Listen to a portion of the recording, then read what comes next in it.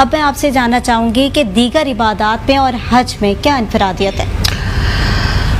दीगर इबादत जो हैं इनफरादी तौर पर, सारी इबादत वैसे इनफरादी तौर पर अदा होती हैं, लेकिन हज एक ऐसी इनफरादी बमाए इज्तिमाई इबादत है कि जिसमें इंसान ज़िंदगी में एक मरतबा अगर अदा कर ले तो उसके तमाम गुनाहों का कुफारा अदा हो जाता है। बाकी तो आप दिन में ज़िक्र जो है वो 5 दफ़ा करते हैं तो वो नमाज कहलाती है, माल को पाक करते हैं तो ज़कात कहलाती है, और अल्लाह के हुक्म की तामील के अंदर हलाल और हराम को एक मखसूस वक्त के लिए छोड़ते हैं तो वो रोज़ा कहलाती है। लेकिन हज क्या है, 5 दिन का वो ऐसा अमल है कि जिसमें आप उन तमाम मुक़र्रबान इलाही की एक एक जगह के ऊपर जाकर कि जो अल्लाह ताला को मुक़र्रब है और जो मोहब्बत शार इलाही के अंदर इतने मकबूल हो गए कि हमेशा के लिए हज के अरकान का हिस्सा बन गए। अब उसमें मरवा सफ़ा और सही है, यानी मरवा सफ़ा और मरवा के दरमियान दौड़ना, एक औरत, एक खातून, एक माँ की ममता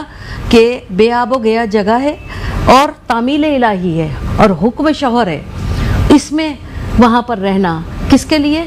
अल्लाह ताला की रज़ा के लिए, खुशनुदी के लिए। फिर उसके बाद उस बच्चे का एड़ियाँ रगड़ना और वहाँ पानी निकल आना, ये भी तामील इलाही है। और फिर इस बच्चे का जो इस बेआबो गया जगह है, वहाँ से उसके बाद फिर आखिर में वो तस्लीम और रज़ा की छुरी जो उसके हलक़ूम पे चली। बाप और बेटे के दरमियान मुकालमा क्या था? अल्लाह की रज़ा और खुशनुदी का मुकामला था। एक बाप हुक्म इलाही को पूरा कर रहा था और एक बेटा तामील इलाही को पूरा कर रहा था। तो क्या रहा? वो कहते हैं ना कि सिखाई किसने इस्माइल को आदाब फ़र्जंदी, ये मकतब की करामत थी कि फैज़ान नज़र था। तो ये कुर्बानी जो आके जो ख़त्म होती है, ये उन तमाम यादगारान जहाँ पर हम रुकते हैं, जहाँ पर हम अदा करते हैं, अरफात आपके रुकने की जगह जहाँ आपने कहा वादी मैसर का, वहाँ से बहुत जल्दी से तेज़ी से निकल जाना कि अज़ाब नाजिल हुआ था, वो मशर हराम, वो जबल के ऊपर रुकना जहाँ आप रुके थे। निशानियों का आदा बार बार किसका? मैं तो कम से कम इसको मोहब्बत की नज़र से अगर देखूँ और इश्क की नज़र से देखूँ तो इसमें दलील कोई नहीं है। और जब इश्क होता है तो वहाँ पर सारी दलील, सारे बराहीन, सारी कसौटियाँ पीछे रह जाती हैं। इश्क एक ऐसी चीज़ है कि जिसमें फिर इसमें अक्ल का कोई सवाल नहीं है, खिरत का कोई सवाल नहीं है। इसको जितना वालेहाना अंदाज के अंदर ये हज के 5 दिन गुजरते हैं, इतनी कोई और इबादत में लुत्फ़ नहीं है। अच्छा, इसी से रिलेटेड मैं आपसे क्वेश्चन करूंगी कि हज़रत इब्राहीम का हज़रत इस्माइल अलैहिस्सलाम को अल्लाह के हुज़ूर कुर्बान करने का जो सिलसिला था, वो वाक़या हमें क्या दर्श देता है? मैंने अभी कहा ना, तस्लीम और रज़ा। हमें कुर्बानी तो याद रही, 5 लाख, 10 लाख, 15 लाख, 12 लाख, सबसे खूबसूरत जानवर तो याद रहा, हमें वो फ़लसफ़ा याद ना रहा। मैंने पहले कहा था कि बाप हुक्म इलाही है, कि कह दिया, आजमाइश थी ना।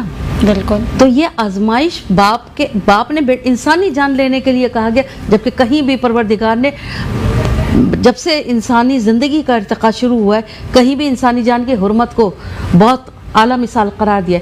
एक बेटे की कुर्बानी क्यों ले रहा था? सिर्फ देखना चाहते थे। आजमाइश थी। हुक्म इलाही की तामील होती है या नहीं होती है, दोनों की आजमाइश थी। क्योंकि इस नबी के हज़रत इब्राहीम अलैहिस्सलाम, इनके ज़ाहिर है कि ये एक और बनी इसराइल का हज़रत याकूब का भी सिलसिला है। हज़रत इस्माइल की औलाद में से सिर्फ एक दुआ का पूरा होना भी था, और हज़रत इस्माइल इस कसौटी पे किस तरह से पूरा उतरते हैं कि अपने आप को कुर्बानी के लिए पेश करते हैं या नहीं पेश करते, या बाप के हुक्म की फरमाबरदारी करते नहीं करते। यही तो इम्तिहान थे। कुर्बानी का फ़लसफ़ा असल में इम्तिहान है, मगर वो इम्तिहान जो कि आजकल हम दे रहे हैं, वो वाला इम्तिहान नहीं है कि हम गली में लेके नुमाइश करते हैं उस जानवर की, जिसके पास मयसर नहीं है हम उसकी दिल आज़ारी करते हैं, जिसके घर में नहीं है हम उसकी दिल आज़ारी करते हैं। ये कोरोना के कुर्बानी का फ़लसफ़ा, ये वाला जो वक्त है, ये बहुत बड़ा वक्त है, मुश्किल वक्त है। सबसे पहले तो दुआ ये करनी चाहिए कि ये तमाम आराइश और ज़ेबाइश और ये सारी तमाम जो चीज़ें, ये दुआ करनी चाहिए कि आज जो 60,000 लोग हैं, कल जो 60 लाख हुआ करते थे, आज 60,000 अगर रह गए हैं, तो मेरे रब, मेरे परवरदिगार, हमें इस जगह से महरूम ना फरमा, और इस जगह से और इस जो रुकनी इबादत है, इससे महरूम ना फरमा कि कहीं हम तेरी मोहब्बत और तेरी आगे बढ़ने की जो आजमाइश है हमारी, हम इसके अंदर कहीं पूरे ना उतर पाएँ। तो ये कुर्बानी के फ़लसफ़े के अंदर भी यही है कि मैं इसको कम से कम ये समझती हूँ कि ये बाप बेटे के दरमियान सिर्फ एक कुर्बानी मुकालमा नहीं था, बल्कि ये एक फ़लसफ़ा था जिसको अगर सब ने समझ लिया।